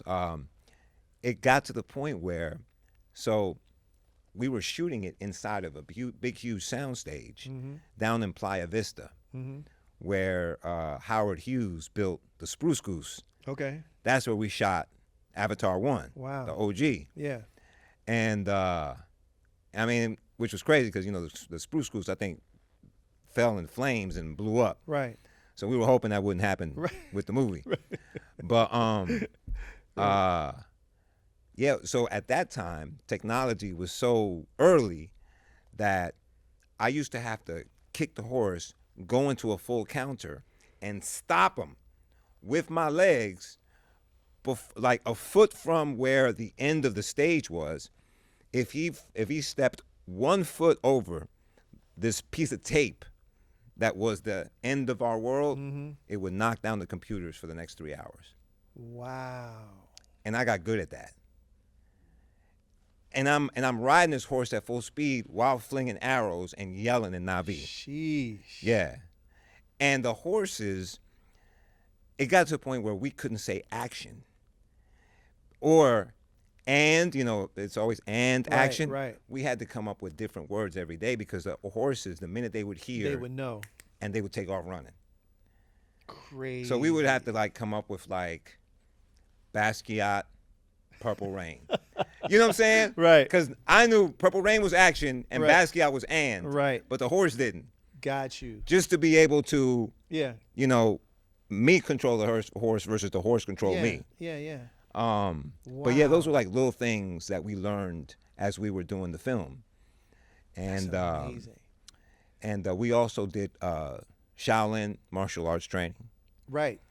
We learned weapons. I had to learn a whole stick fighting choreography. Wow, man. Yeah, That's gotta be fun. Like to take on that character and learn these particular things. They stay with you. It Like, does. If you could hop on a horse right now For sure. and be able to ride it like I still want a a saddle. profession- I want a saddle right now. Yeah. That was 17 years ago, brother. right. But yet My body's a lot different. right. I need a saddle with a pillow. With a pill. Right. But just to know that you acquired that skill For sure. is something. Again, you can. If there was a zombie apocalypse and the only thing you had was a bareback horse, Oh, I could. Yeah, I'm out. Good luck. I'm out. that's amazing. Yeah, for sure. But yeah, man. I mean, it was great. It was great to be on a project that you have that level of time and budget Yeah. to prepare. Yeah. We'd have rehearsals. Yeah. And to answer your question, on the day we were dressed in scuba suits with balls, very similar to now how they do video Yeah, games. yeah, Back yeah, then, right. they didn't do video games like that. Mm-hmm. But we had these silver balls all over the suits. Mm-hmm. And what made our technology different was it was performance capture, not motion capture. Performance capture, they put dots on our faces. Right. And we had a helmet with a camera Yes. that recorded everything and digitized every movement that we did. And then they were able to, with reference cameras, very similar to the cameras you have on set here, they were able to put them side by side with the blue version and make any fine-tuning and corrections if it may have not gotten the exact performance that we needed. Again, a very small budget movie that I urge everybody to go and see. It's pretty good. They brought me back actually recently for the end of Fire and Ash. Oh, they did. I didn't see that. I didn't get to see that. I had a little cameo at the end. Oh, super. Yep. Dope. So that was cool. Super dope. Yeah. Super dope, man. That in itself is an experience that only very few people could say that they had. For sure. Like that's a blessing in itself. For sure. For sure. But you also played in Fast and Furious, as you mentioned, 4. Yep. Badass named Phoenix Rise Calderon. That's him. Some said that you were the best antagonist of the whole franchise. I've heard that before too. Little humble brag. I've heard it. Yeah. Yeah. No, yeah. you know what? I'm a not humbly brag for a second. Yeah, stick your chest out. I'm gonna stick my chest out for a second because Part 4 was the version of Fast. I know we're now down to like 9 or 10 or something like that, but I think 20. But at that time, it could be. But at that time, Part 4 was the make it or break it film.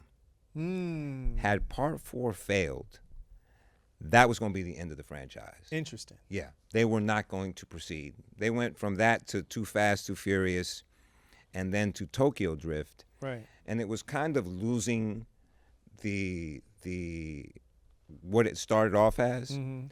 And Part 4 kind of brought it back. That's when Vin Diesel came back to the franchise. Yeah.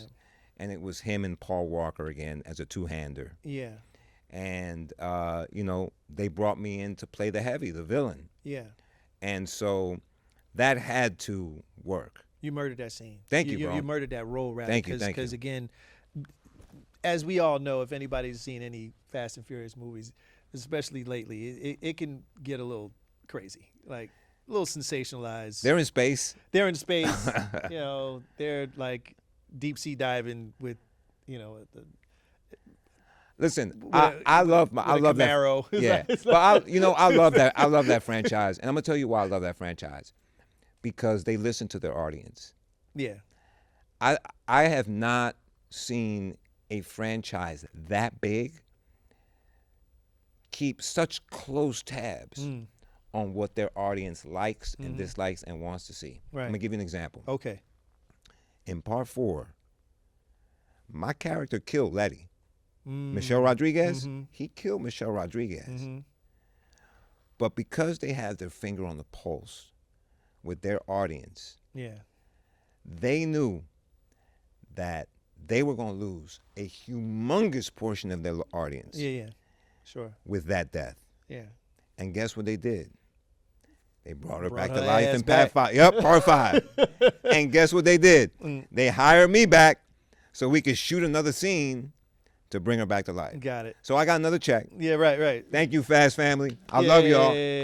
But it really shows producers that they have their finger on the pulse of what they're, and that's why they've been able to do 10. Yeah, it matters. Because there important. still is an audience. So you really think that the finger on the pulse meant that, hey man, let's take them to the moon or let's take them in space?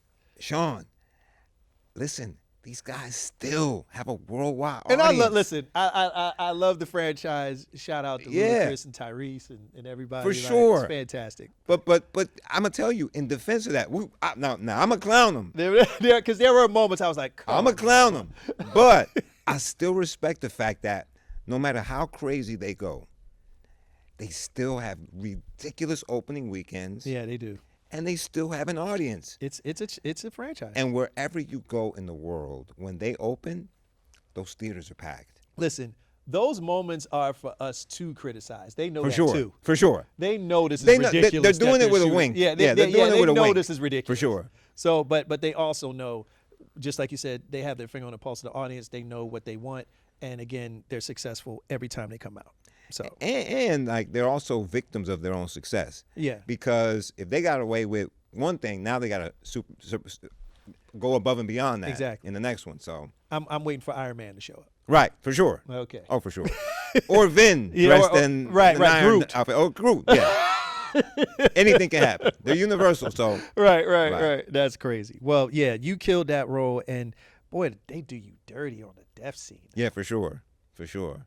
Ugh, I saw that. I was like, oh, For sure. what a way to go out. But that's the way a villain should go out, right? Like, You know, what I liked about it was I got to work with Paul Walker. yeah, how was that? Like, Man. what was it like? Any great moments or memories that you could share being on the set with the late Paul Yeah, Walker? he was the type of guy that would say, "Kick me harder." Like, don't be afraid. He's like, "Punch me in my chest." He's like, "Come on, like, don't hold back. Don't Wow. pull back the punches. Like, I want to feel it." He was that type of actor. Like, he was not afraid to mix it up Yeah. in shooting a scene as long as it looked authentic. And you know, a lot of people would think, okay, he's a good-looking guy, Hollywood guy. I've worked with those types Yeah. that don't want to mix it up. Right. You know, and Paul was the complete opposite. He was fearless. He was, you know, old Hollywood in a lot of ways. You know, man's man. Right. Like, oh no, it's a fight scene. We're gonna fight. Right. And he would get physical, but he would expect it in return. Sure. It wasn't like somebody who's taking advantage of their position Yeah. and abusing you on set. No, it wasn't like that. It was very professional, very well done, and he cared, man. Yeah. He was always on time. He was professional. He was there. He was very respectful. Treated everybody the same. Yeah. Like, That's you know the awesome. saying, treat the janitor and the CEO the same way? He that was that him. guy. That guy. That's a beautiful. For sure. That's a beautiful thing. Well, and people still miss him. We all still miss him, and God Yep. bless him and his family. And actually, the whole crew. Actually, fast forward with Cal Gadot and Michelle Rodriguez, obviously Vin. Amazing. all those- Love Michelle. Michelle was in Avatar as well. Yeah. We were in the That's same right. movie together. That's Yep. right. Wow. Vin, amazing dude. Yeah. Yeah, just it's they, you know, that whole family stuff.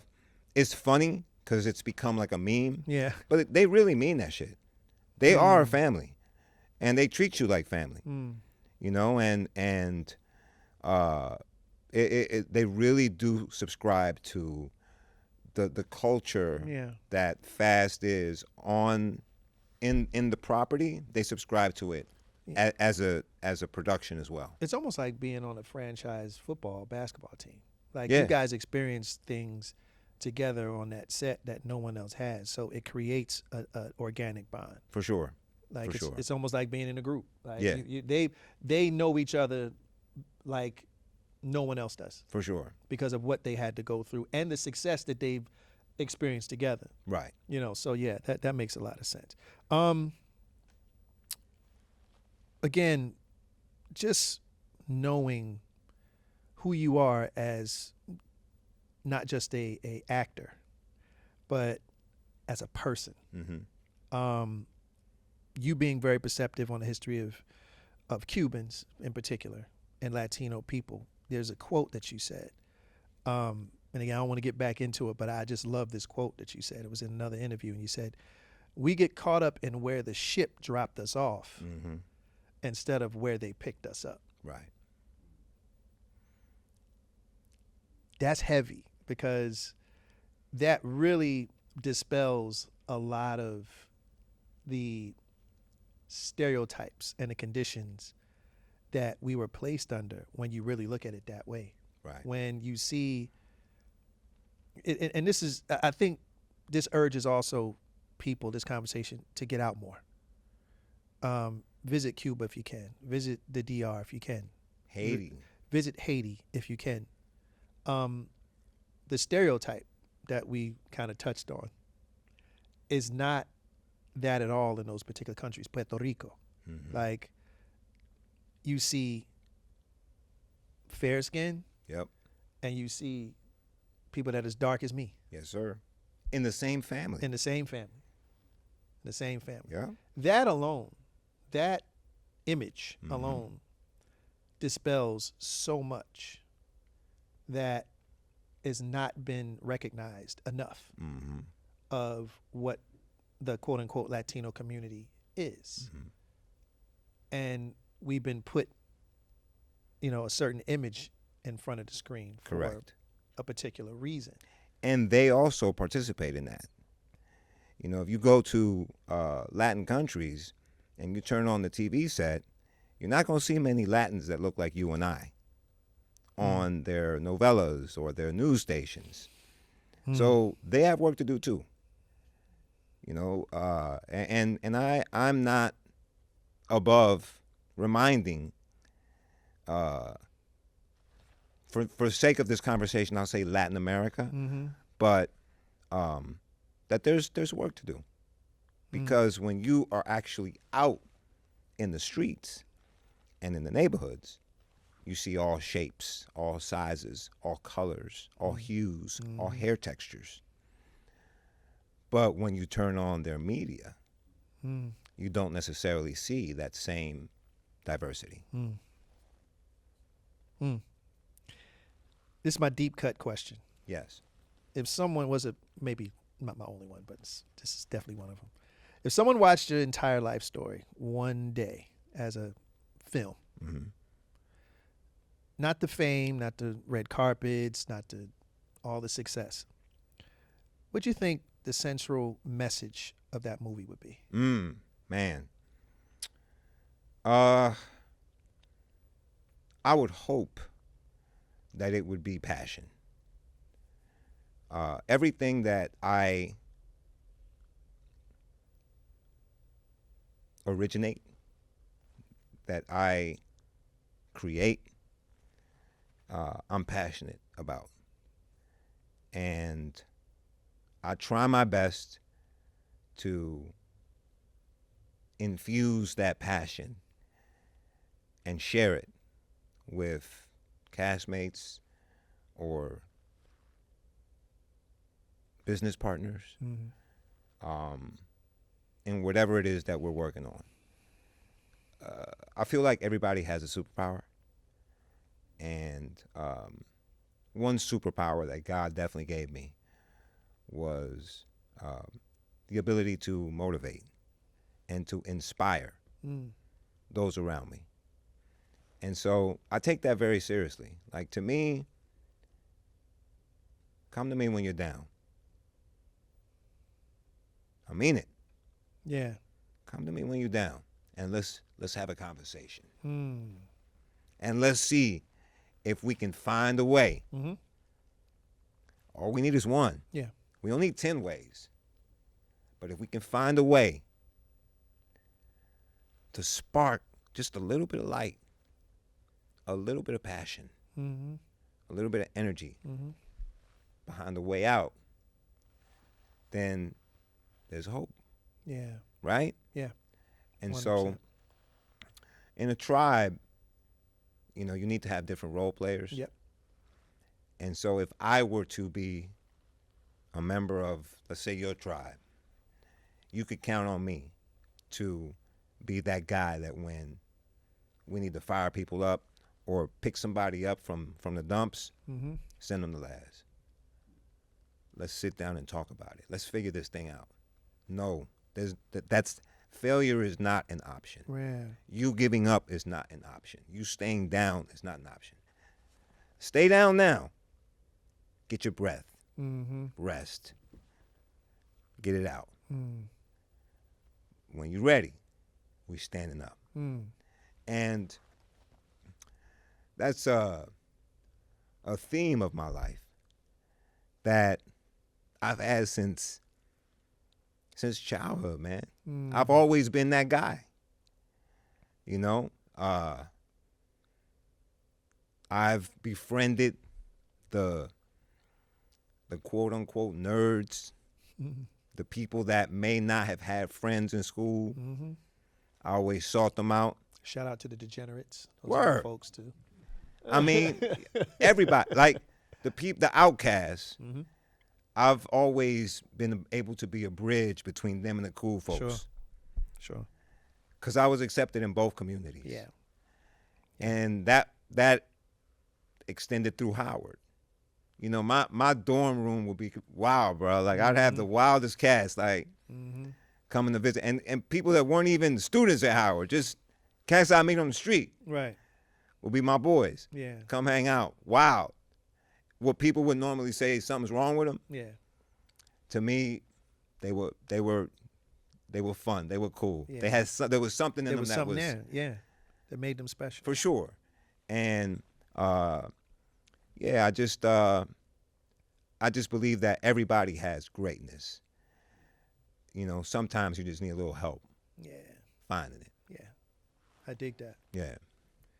We're going to get some questions answered from my On That Note Patreon community. There were some folks that was gracious enough to Cool. If I could just jump ask in a real few quick. questions. Yeah. I got to run out of here at 1:30 1:30. because I have a 2:30 appointment in West Hills. You'll be done in 10 minutes. Okay, cool. You'll be done Okay, in 10. cool. Thanks, man. So, yeah, I got you. This question is from Ariel Desiree. Okay. She says, if for 1 week you could become one of the characters you've played before, which character would it be and why? For 1 week? 1 week. Wow, that's tough. That's a pretty good question. Would it be a character in this world, or would it be a character in the world that I portrayed it It's in? whatever. I mean, you know what, man? I guess since The Boys is still going on right now, I would say MM. Yeah. And that would be because I just feel like we really need The Boys right now in the real world. Yeah. With the stuff that's going on, Yeah. we need someone to hold someone accountable. Yeah. I agree. It's just not happening right now. I agree. So, I agree. yeah. Yeah, I dig that. Yeah, if there was a crew that we needed more than the Avengers, it would probably be the Boys. Right now. Right now. For sure. Absolutely. Okay. Quinette from Philly, actually. What's up, All right. Quinette? Philly John. Yeah, Philly John. That's right. Are they really coming out with another this Christmas, or are they just saying it? Preston Whitmore. This question is for you, brother. Preston is the writer and director of this Christmas. Okay. He based it on his family. Okay. So all of us were actually portraying characters in his family story. Mm-hmm. So I don't know if there's going to be another this Christmas. I haven't heard it, Okay. but he would be the one to answer that. All right. So there you go. It's not Laz. It's Preston. Preston. So there you go. Actually, this question, I think we answered it. Is from the Boxman Chronicles LLC. He basically said, how do you honor your ethnical heritage from both sides in an industry that dishonor any and everything in the black and brown community? I think you kind of... Yeah, man, I mean, it's just being unapologetically proud of who you are. Yeah. And I think people will respect that. If nothing else, respect the fact that you hold your head high because you're standing on the shoulders of those that came before you. Mm-hmm. That's it. I'm only here because of the doors that were kicked down before I was able to walk through them. Mm-hmm. And anybody that comes after me will be able to because I successfully kicked at least one door down for them to come through. Dig it. Okay, one last one. Sure. This from Marchanda. She said, with all the movies you've made, which was your favorite? And how do you prepare for your role when preparing for a movie role? How do you find peace to concentrate? You know, that's probably the hardest question I ever get because I don't have a favorite. I really don't have a favorite. Every film, every story that I work on at that moment is my favorite. You know, I did a movie in December with Lorenz Tate and Nia Long. Okay. People have not seen those two together. Right, I was about to say. They were in Michael. Okay. You know, they were both in Michael, and they did an amazing job. Okay. Lorenz played Barry Gordy. So I can't lie. Okay, so Lorenz played Barry Gordy and Michael. Super dope. Killed it. Nia played Katherine Jackson. Uh-huh. Killed it. Wow. I mean, killed it.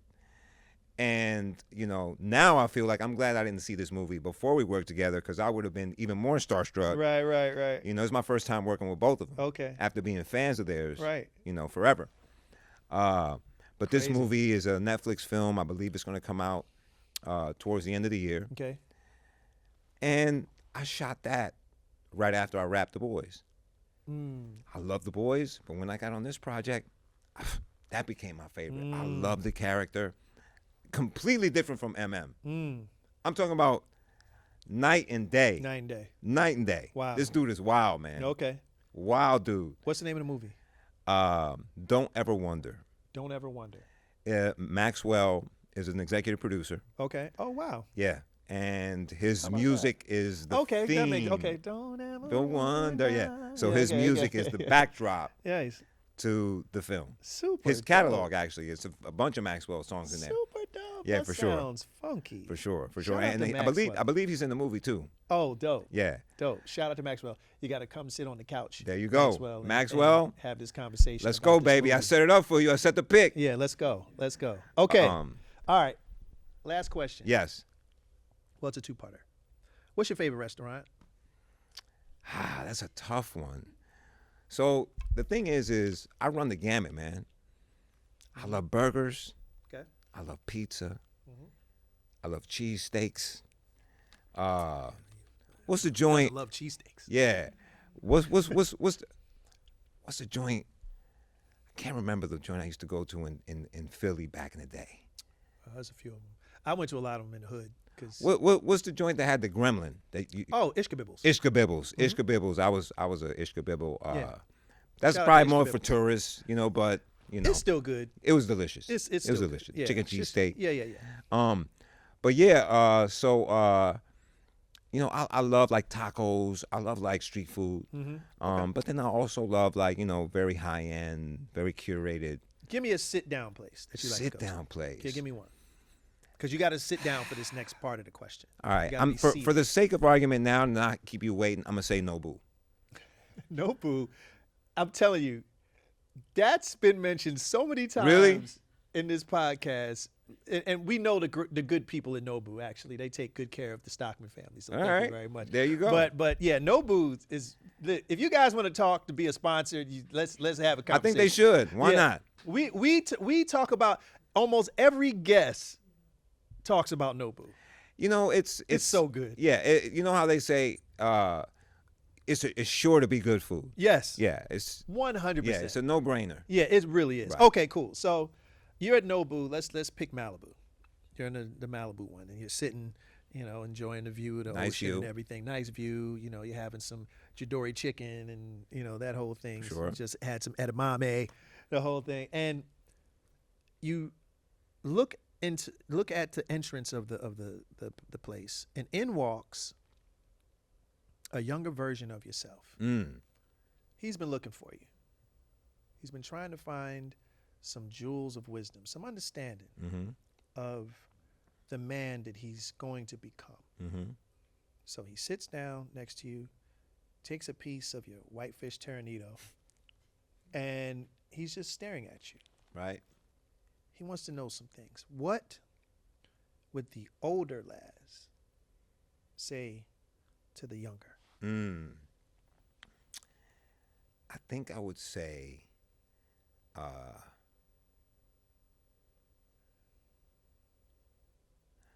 don't overthink it. Just be.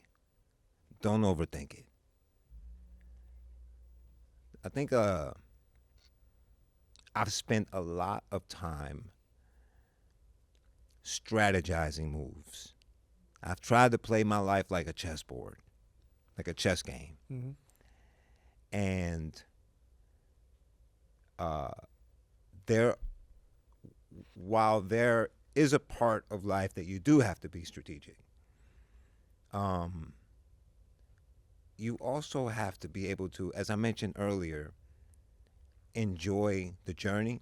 And I think that sometimes thought can get in the way of being.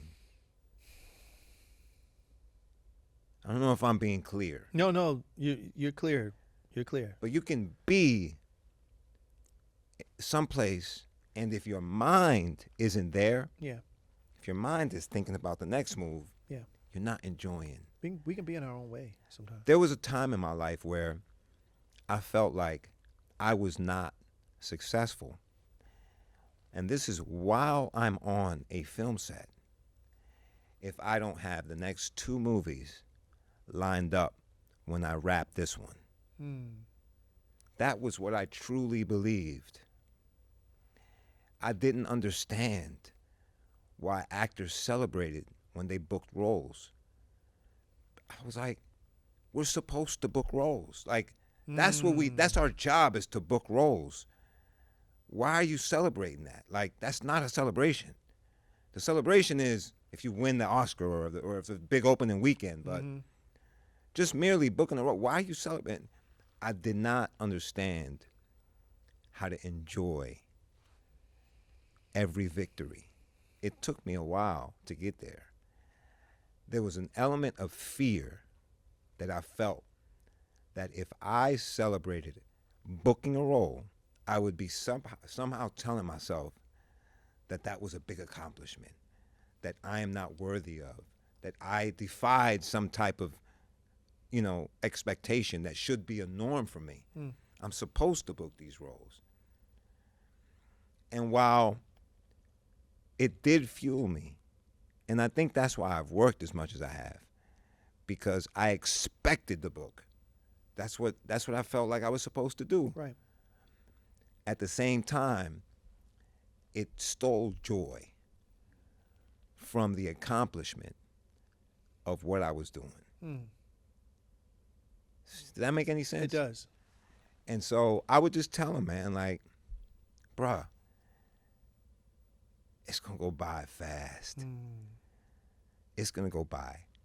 I can't believe how fast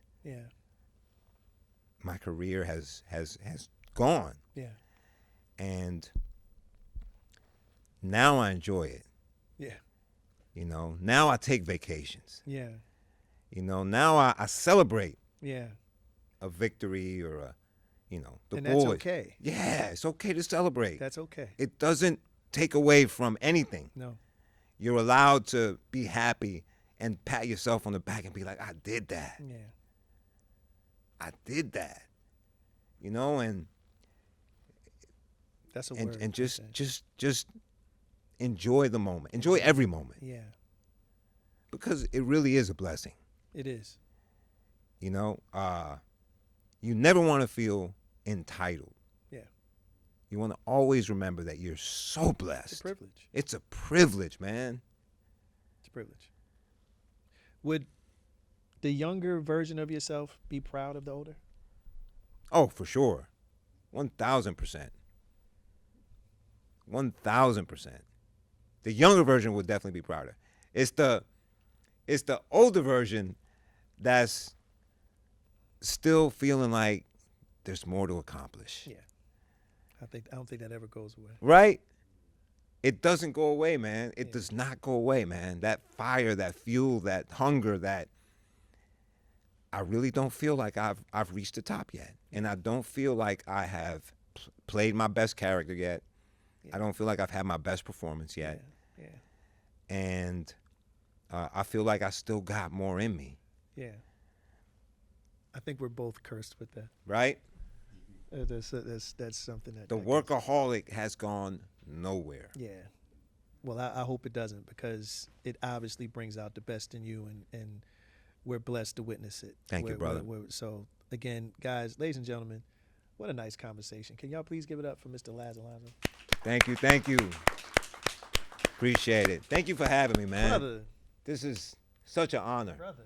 You're an icon, bro. Oh, man. For sure. You're an icon, man. Thank you for sharing your couch with me. No, brother. This whole experience has been a blessing, because this allows me to not be the person that people know me for, and to just be a fan. Right. I'm a fan. Thank you, man. So to have these conversations where it's not an awkward dinner at Nobu, Right. like we can have these and maybe have a better conversation at Nobu now. Right. Because this was kind of like the icebreaker. I ain't gonna lie, this is part of my perk of doing this, because now I get to make new friends. Right. And people that we share like-minded ideals and things that we can actually, I could actually go out to dinner with this brother and we could chop it up. It'll be a nice night. For sure. So Absolutely. So again, I appreciate you. Thank you for taking the time out of your busy schedule, because I know you're busy, to just sit down and just have just a real talk. Thank you, man. You know what I mean? So again, this was a blessing. So now. Uh-oh. Right. Uh-oh. Yeah, but first we gotta wait. We gotta like Set it up. Yeah, because listen, guys, I'm a Negro. Yes, sir. And I wasn't born speaking Spanish. So I gotta practice a bit. It's all good. So hold on. Let me make sure. Let me make sure that I get this, because give us a second. So I'm gonna keep it simple. So we're singing about a blender. Okay. We're talking about a blender. Yeah, it's a blender. Okay. Technically, batidora means blender. Mm. But it is obviously a double entendre. Sure it is. Yes. About the shaking, about the movement, about the liquid in the blender liquid in the blender. If you take the top, it's going to explode. But if you play the song and translate it, it's technically speaking about a blender. Yes. Yes. And the music video, as you saw, Yes. we were in an ice cream Yes. shop, Yes. blending various Yes. messy milkshakes. Messy milkshakes. Yes. Yeah. You know, because we all like messy milkshakes from time Why to have time. a milkshake if it ain't gonna be messy? Right. You know what I'm saying? If it's not dripping down you. Okay, here we go. All right, hold on. Let me just make You sure. can play that actually if you want to play it in the show. Yeah. You can Oh play no, the we video. will. Okay, well, good, we'll do that good, too. good, good. But let's. I want to make sure that I'm tight, because you know, this is your song, not mine. I want to make sure that Hold on.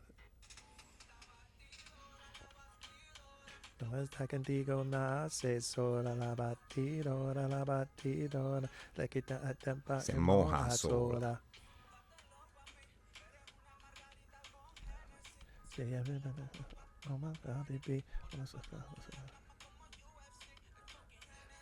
All right, I'm gonna try this shit. Try it, bro. Come on. Okay, all right, okay. All right, hold on.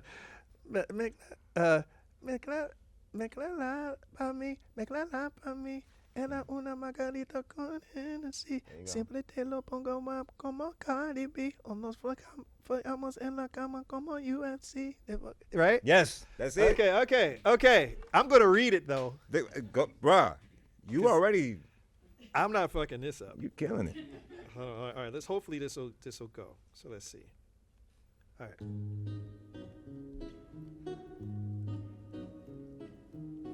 All right. All right, you start.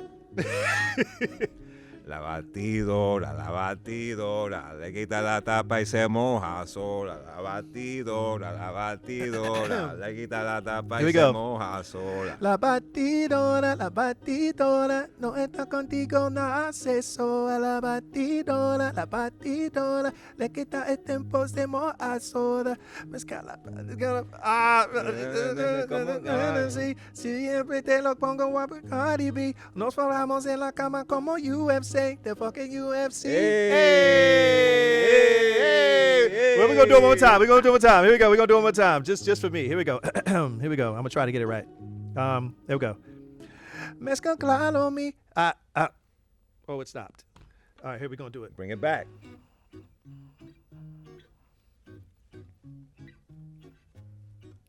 I'm gonna try to play it. Era una margarita con Hennessy. Siempre te lo pongo up como Cardi B. O nos fijamos en la cama como UFC. The fucking UFC. Come on. Hey. There you go. Yeah. I speak Spanish. Seancito, ladies and gentlemen.